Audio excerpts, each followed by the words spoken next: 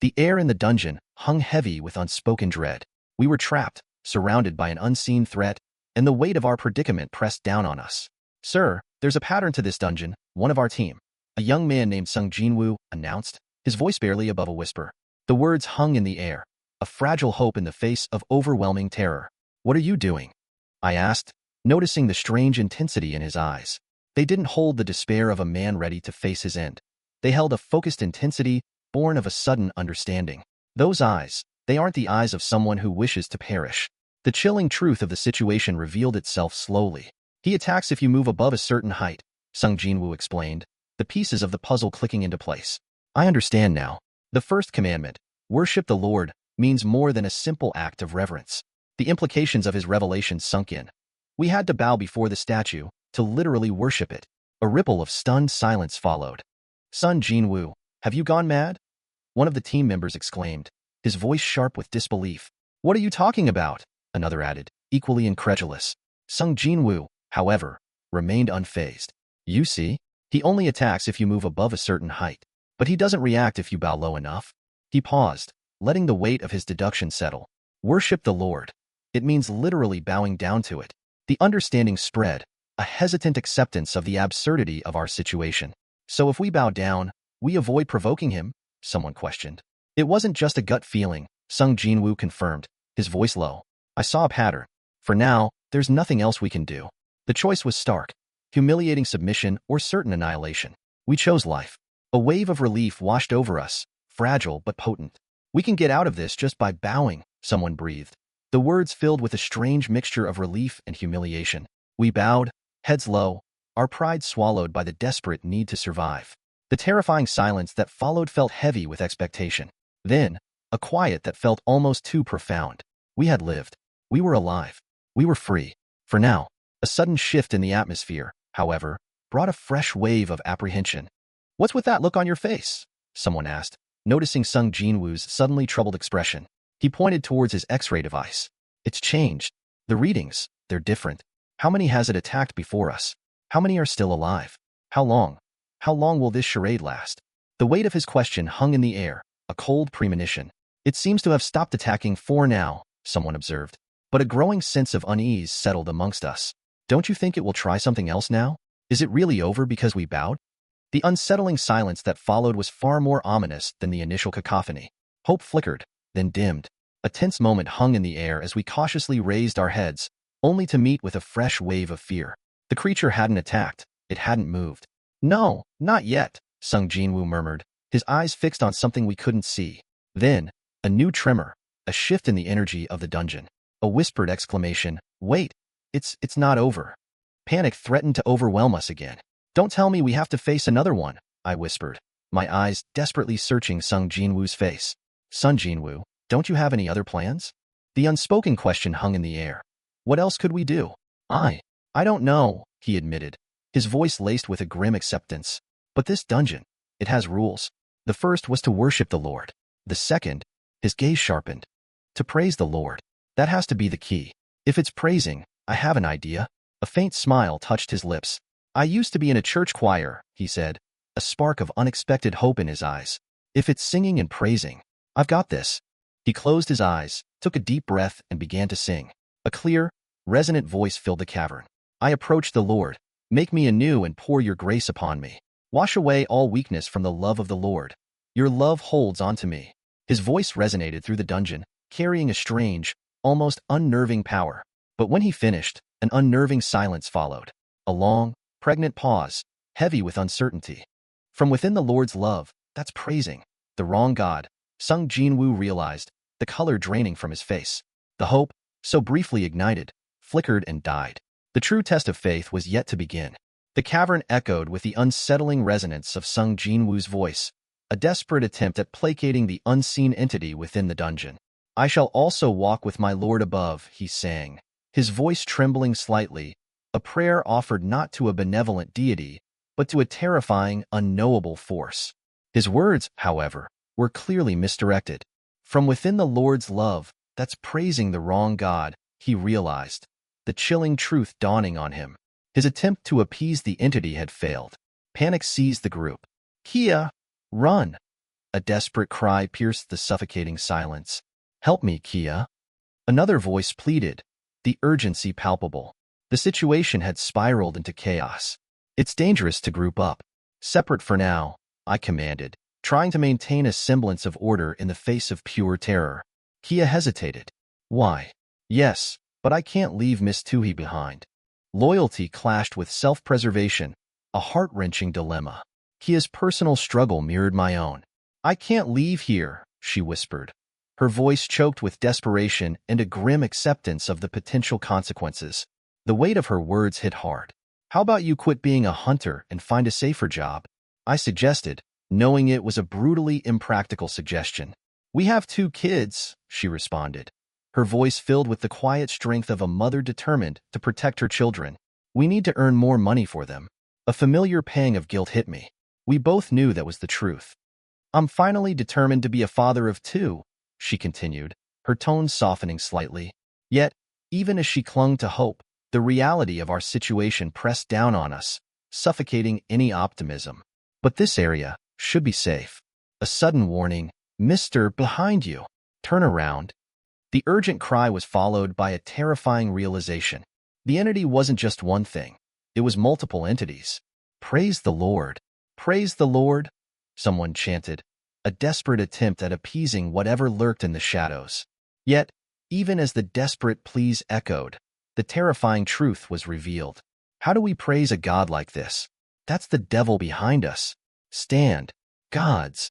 Before us, colossal statues loomed, their menacing forms filling the space, their presence a tangible threat. They attacked when we got too close. An axe, a spear, a sword, a hammer, a flail, a bow, an instrument of my own.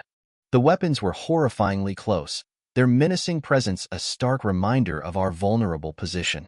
"We can't get closer, and we can't run," Kia whispered, fear clearly evident in her voice. Desperation choked us, a suffocating blanket of dread. "What do we do?" A sudden insight pierced through the panic. "Huh? Instruments?" Sung Jin-Woo's voice held a note of understanding, a potential key to survival. "Do they attack with instruments, too?" He paused, his mind racing. "The guards only attack when you get close. Once that trigger is activated, their movements follow a predetermined pattern." A new plan formed in his mind. If the statues holding instruments do that too, then everyone, run towards the statues with instruments. The idea was audacious, bordering on reckless, but it was our only option. The plan was put into action. The statues with instruments, it has started playing. The unsettling music filled the cavern, a soundtrack to our desperate gamble. The statues holding instruments aren't attacking. Find the ones with instruments. The chaos was organized, desperate but focused. The tense moment stretched, hope and fear intertwined. Then, a harsh yell echoed through the dungeon. "Kawaka Haki, you bastard. Hurry up and start playing. Come on, why wait?" Another chilling revelation. Could it be that 2 people can't stay underneath the same statue? The pressure increased, the fight for survival becoming more personal. "Jin-Woo, don't move. You'll be safe here," Kia urged, her voice filled with urgency, willing to sacrifice herself for the others. But Jin-Woo, the tense moment stretched into an eternity.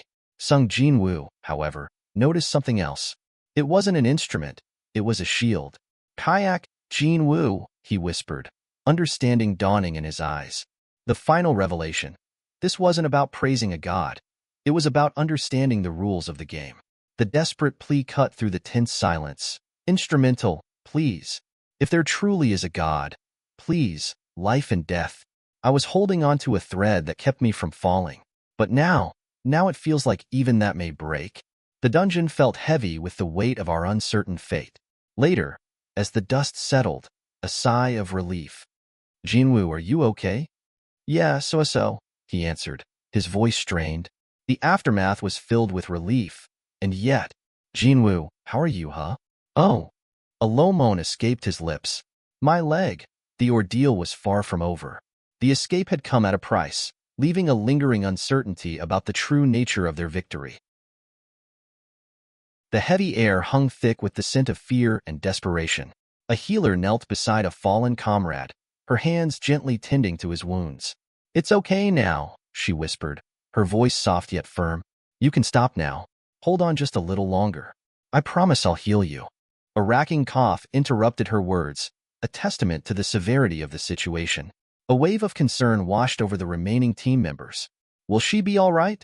Someone asked, their voice laced with apprehension. How terrible, another sighed.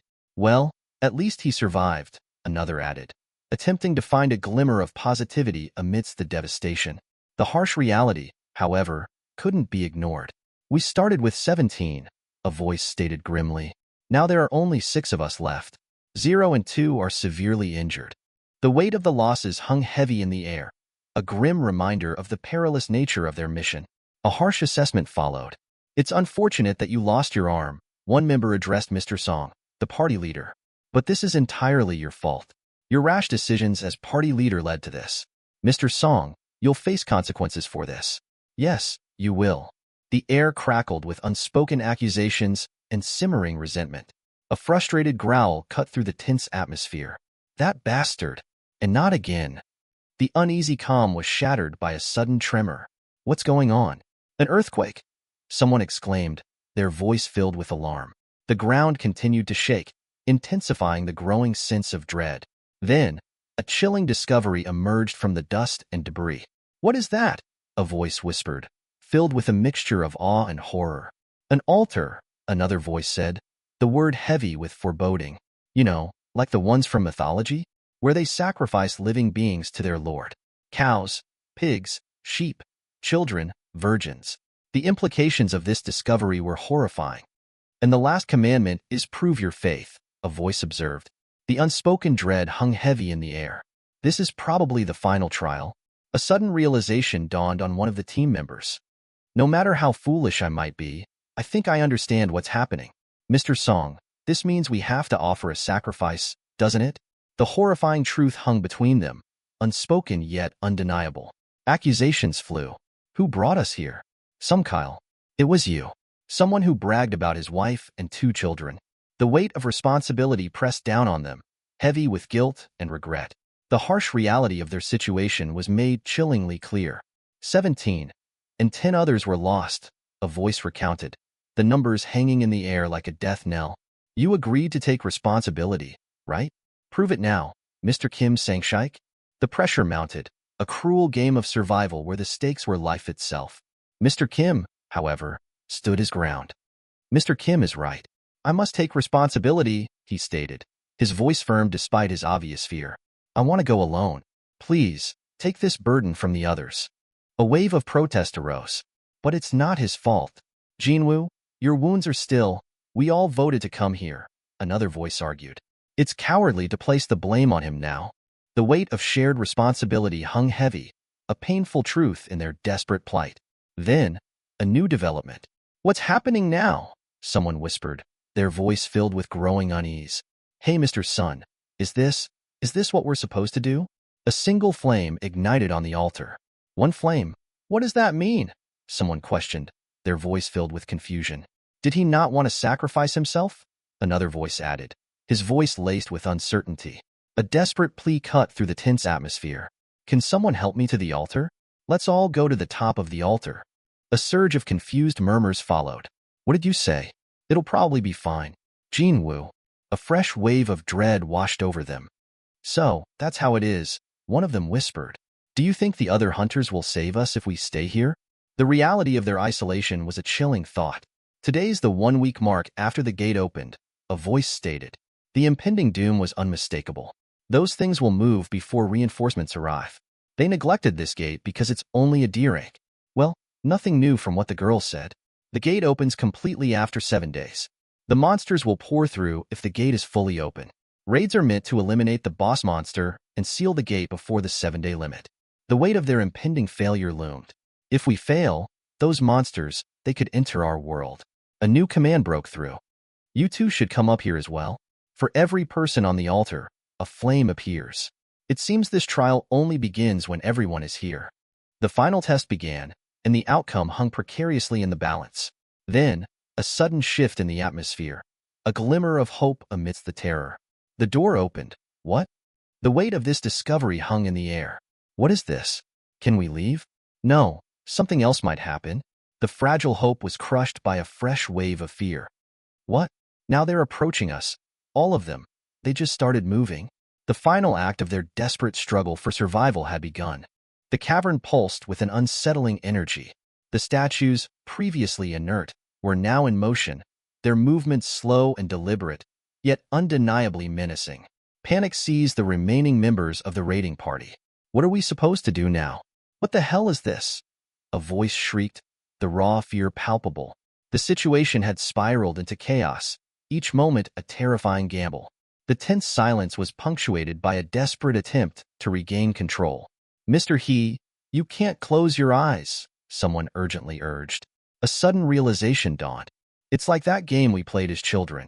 They move closer when you look away. The childish game held a terrifying parallel to their current predicament. A desperate command cut through the rising panic. Everyone, keep your eyes on the statues. Don't look away. The instructions were stark and simple, yet the task was terrifying. The relentless pressure of the looming threat was almost unbearable. Their survival depended on their unwavering focus, their ability to resist the primal urge to avert their gaze from the impending danger. A tense silence followed, punctuated only by the heavy breathing of the terrified adventurers. Each second felt like an eternity, their strained concentration a testament to the dire situation. Then, a gasp. Hey! A sudden change, a break in the tension. A moment of confusion, quickly replaced by utter disbelief. What, Mr. Sun? How is this possible? She's still alive. The door closed slightly, and she went through it. What is this?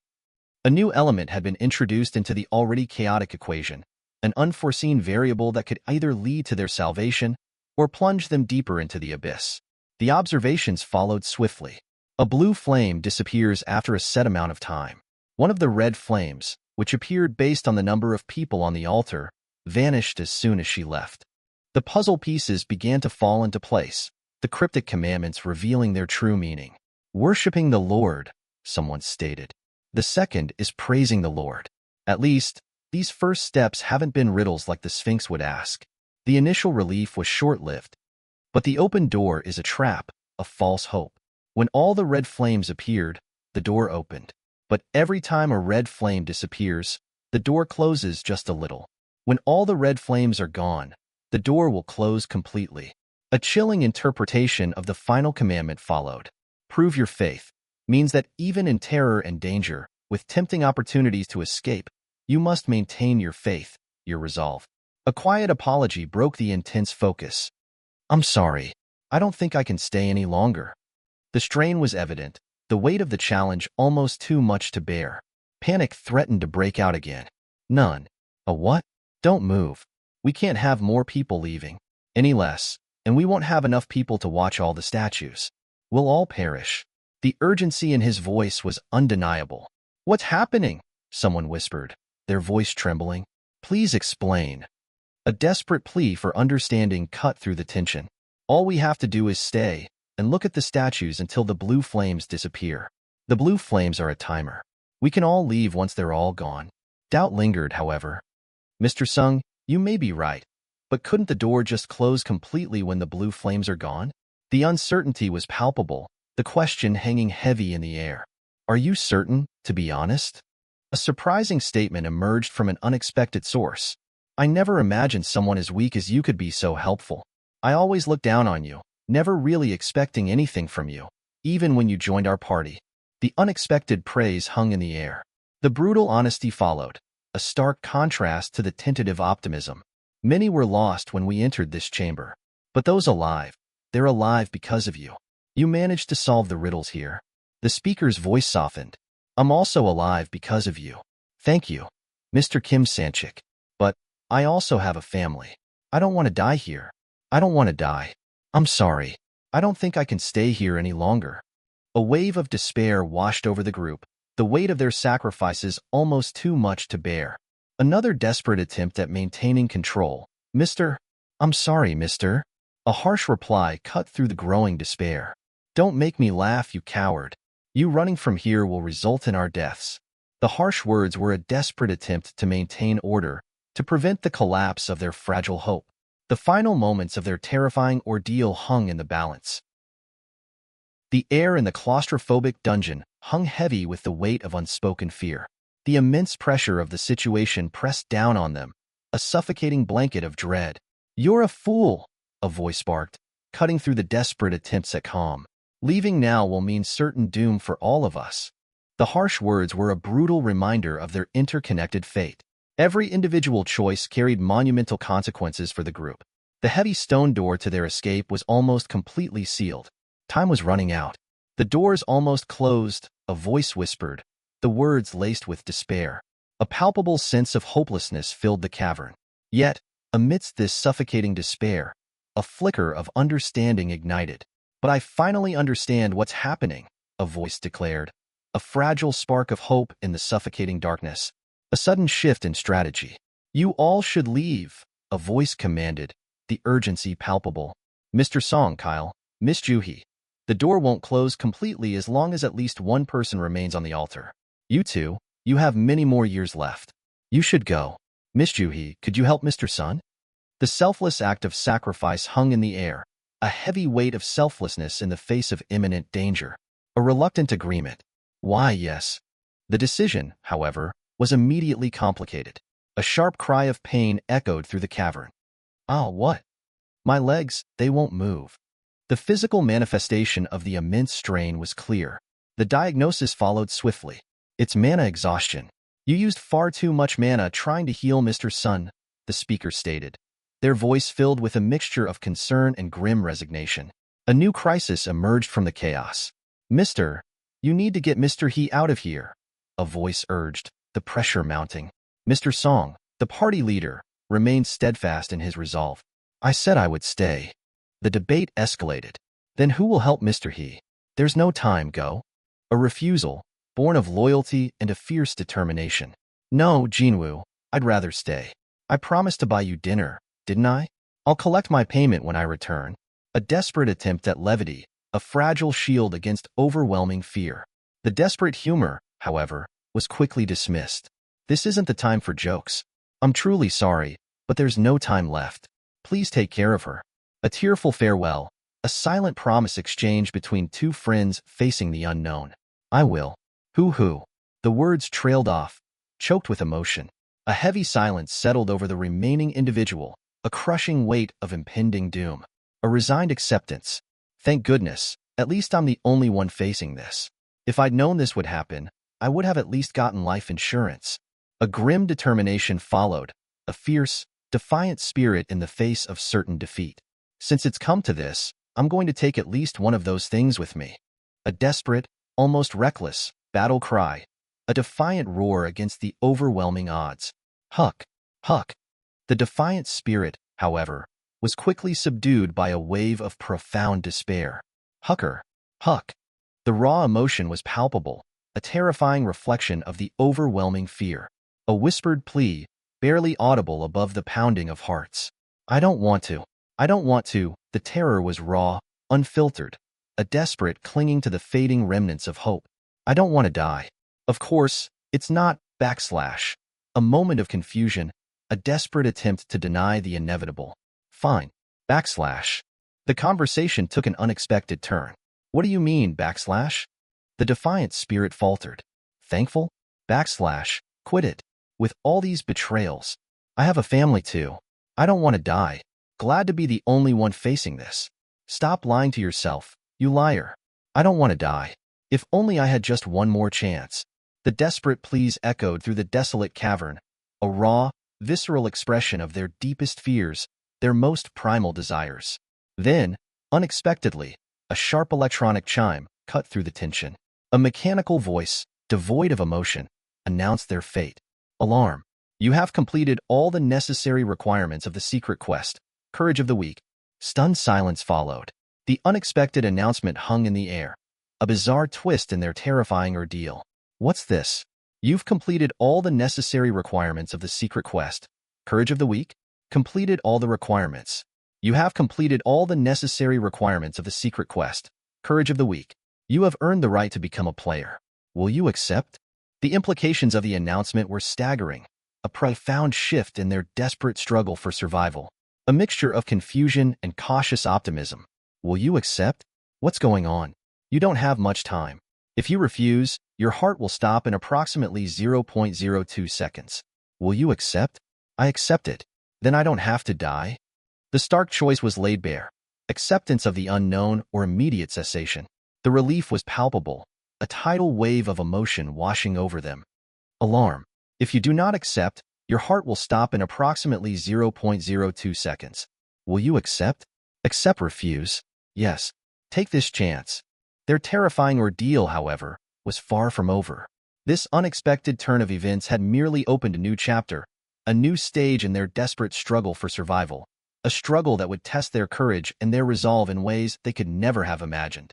The weight of their experiences, the near misses, the sacrifices made, all would shape the path ahead, a path shrouded in uncertainty, but one that offered a glimmer of hope amidst the darkness.